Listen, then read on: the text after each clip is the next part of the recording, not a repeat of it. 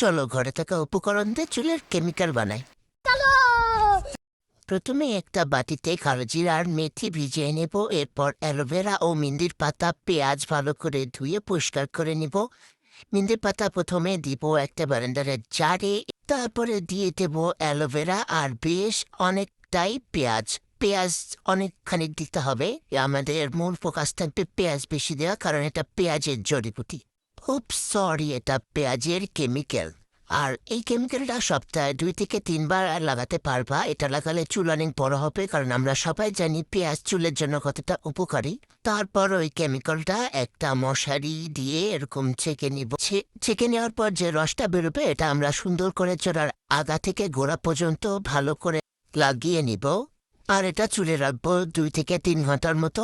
তারপর চুলগুলোকে শ্যাম্পুতে ধুয়ে দেবো। আর যারা যারা এই ভিডিওটা শেষ পর্যন্ত দেখছে, তাদের জন্য থাকছে একটা পাদু।